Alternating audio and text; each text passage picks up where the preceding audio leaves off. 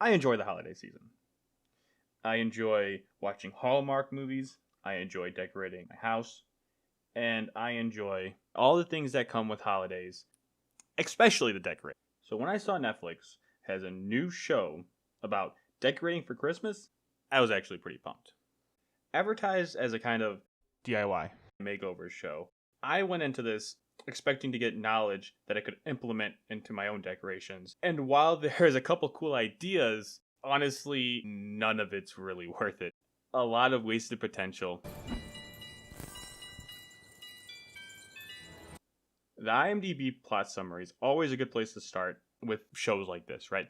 It gives you a good idea of what you're kind of getting into. And a bad plot summary is a pretty good sign of not the best show.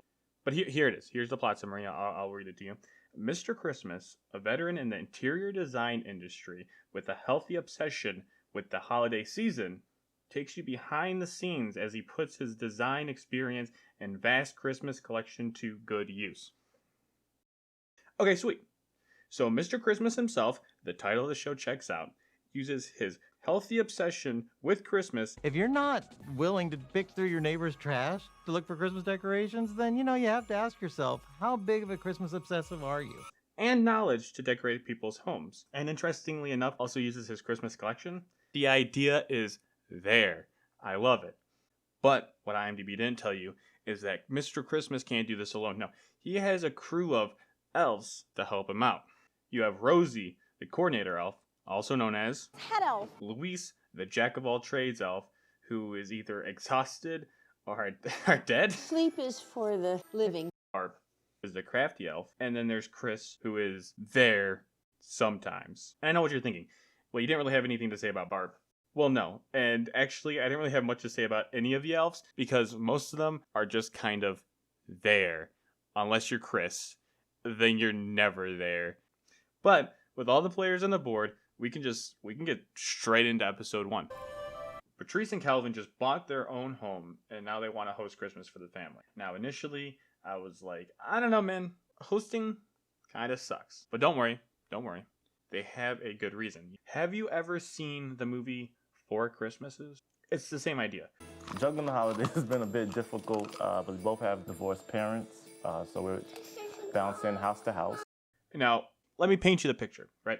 They have to go to Calvin's mother's on Christmas Eve to celebrate, which also happens to be her birthday, so it actually kind of works out pretty well. And then they go to Calvin's father's, I actually don't know because they don't really mention him, so we'll skip him. And for Patrice, they go to her mother's on Christmas Day because she loves hosting Christmas. And it's actually kind of sad because you can tell she doesn't want them to host. They're kind of forcing her to go to their house instead. And then finally, Patrice's father, well, they actually never really mention him either. So I guess it's more like 2 Christmases, which I don't think is that odd. Actually, I would go as far as to say that I think it's completely normal. It's just weird because they make a point to mention that they each have divorced parents and that it makes it a lot harder to travel everywhere. Yet they only ever mention Christmas and Christmas Eve with both their mothers. And the only people they mention are their mothers. The only people that show up are their mothers. So it's more like 2 Christmases. It's not weird. I don't know. It doesn't seem that stressful to me. It'd probably be more stressful hosting, to be honest with you. Also, Calvin's mother's birthday's on Christmas Eve too. So I mean that's like 2 birds with 1 stone. I just don't see the big deal about traveling 2 places for Christmas. Anyway, back to the house. The camera shots are pretty tight, making it hard to kind of place where everything is in the house. But there's a couple things you can point out pretty easily just with what they show. First of all, it's a gorgeous house. I actually really like the way it looks. Secondly, it's just really empty. The walls are kind of bare and it seems like it's lacking furniture. And I'm making a note right now for the future, so keep that in mind. Now, after hearing Patrice and Calvin's heartfelt story about having to travel to 2 places for Christmas, Mr. Christmas lays out a plan and he wants it to be big. Big. Also future reference, big. Just throwing it out there. He mentions it. That's what he says. He says big. Big. That's him, not me. So what does he have planned? A gingerbread outside. Boom. A candy-filled inside. Boom. And a messy table? Let day 1 of 3 start. All in all, day 1 was pretty fun. They made some beautiful reindeer. They made a lot of stuff with peppermint. Oh, that's kind of cool. I wonder what they're going to use that for. They decorated a tree, and oh wow. Why are those pine cones so large? The pine cones are killing me. They're too big. Day 2 starts with a scene that confuses me. Just move it out of the way. How's that? That really opens it up. What opens up? Moving the rug? Moving the couch from the wall? It's made clear that they want to separate the living room from the kitchen. Really want a clear, delineated space. The kitchen and the dining area are for eating and drinking, but this is where we just focus on each other. They want to close the living room off. So what's opening up? I mean, maybe if it wasn't such a bad shot, I would know. But right now, I don't.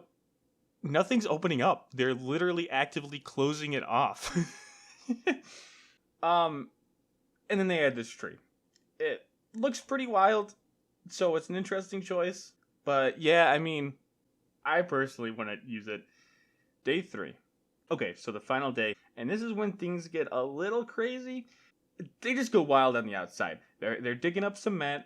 They're drilling in wherever they can, and oh god, that includes the stone wall.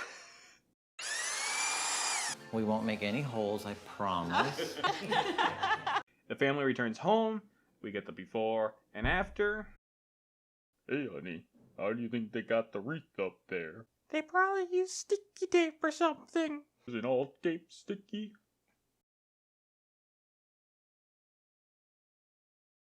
A trend you'll see in this show is that whoever frames these shots, they aren't good.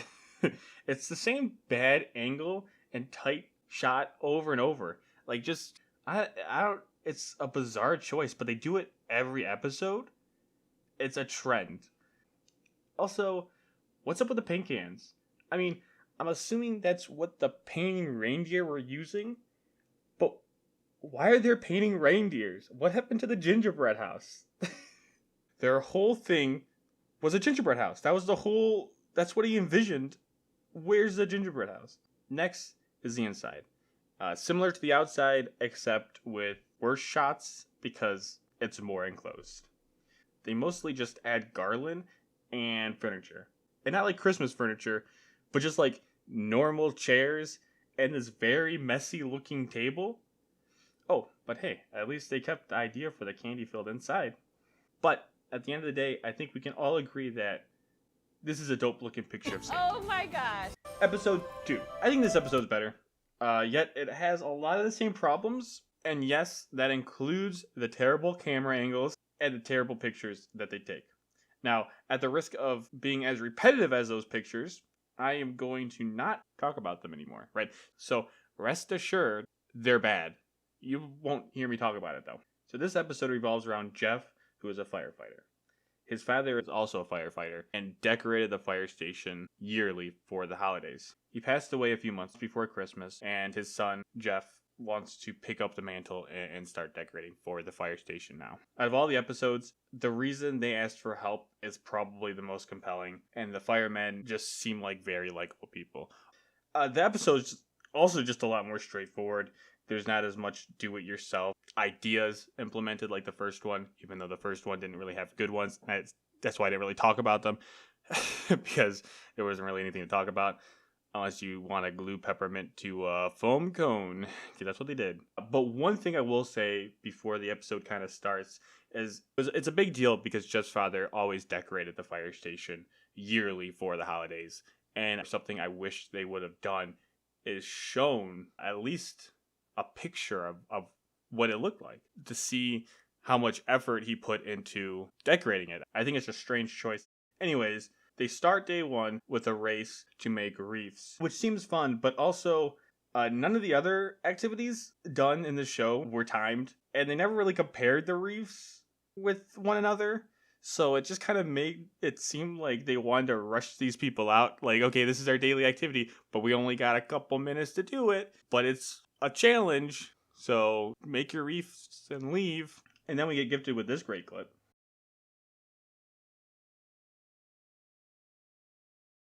Head elf drops an ornament and gets roasted for it. Always a place for the imperfect in this world. Wait a minute. Who's this guy? Eric, construction elf. He's not on the elf list. So the fire department has been kind enough to let me use their vintage fire truck, which is amazing. This is great. Wait, it's Eric again. Where's Chris? How come Eric is out here doing more than Chris, yet he's not even part of the main crew? Well, while Eric isn't getting the recognition he deserves, Miss Head Elf is out here breaking more things and getting destroyed for it. Treat them like a Benjamin, baby what'd you you don't say? have. Oh, God. Seems a little harsh to me, but he is Mr. Christmas, so he does what he wants. Scenes that confuse me, part 2. You should do straight lights as the center. Exactly. Then branch these two Yeah. off, and then 2 sets of lights, and then 2 more garland. One of the best parts of putting together this celebration of Jeff Sr.'s Christmas spirit is seeing Jeff Jr. getting more and more involved. Okay, so it's kind of hard to understand what he's talking about, but I'm pretty sure he's describing this. See, the lights are separate from the garland and is filling it out more. And as you saw, Mr. Christmas was thrilled about his participation. But what's interesting is he just ends up ignoring him anyway. So Rosie says some ignorant bull while forgetting everything she broke. I'm going to trust you with your own bow. Can you do it? Go. Beautiful. You are certified. Freak, 7 days a week. You're perfect. And speaking of trusting people, are they really letting her work that? I mean, I knew firemen were brave and all, but is it worth ending up like the ornament? With the star up, they end the day and get ready for the reveal. And this is why I just find this a little funny. So while walking up, they have carolers singing, and the crew joins in on festive singing. But it also seems like Mr. Christmas wants everyone in the crowd to join in, but no one does, and they just kind of move on. And I think overall, it's kind of hard to rate the decorations, right?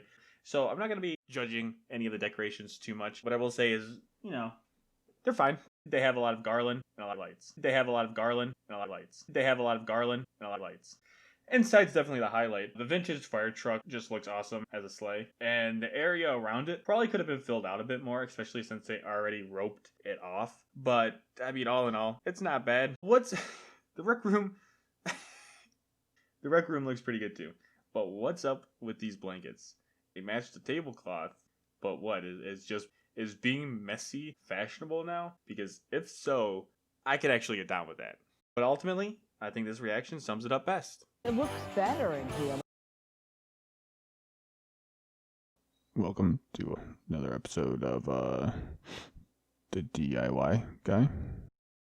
What you're gonna need for this project is bell-shaped Reese's. As you can see here, I have 3 colors. Any color would do, probably. I made this Christmas tree. This is a snowman. I didn't have white, so I used red. Also used toothpicks for the limbs and the nose. And the face was really easy. It was just Sharpie. Next, you got a couple of angels. This one is a happy angel. The other one doesn't have a face. As you can see, I sliced open their back and used it to make wings. I was inspired by Hannibal. This one's probably my favorite. It's all it is a toothpick through it, and it kind of looks like a bell. You know, this one's practical. Thanks for watching DIY Guy. Stay tuned for the next video. Subscribe. Bye. Hey, thanks for watching. I gotta say, overall, it's not the worst show. I hope they get a season 2. There is 2 more episodes left that I do plan on doing a video for, so if you're interested in that, subscribe, and that should be coming out soon. And have a good holiday season. Bye-bye. Looks better in here.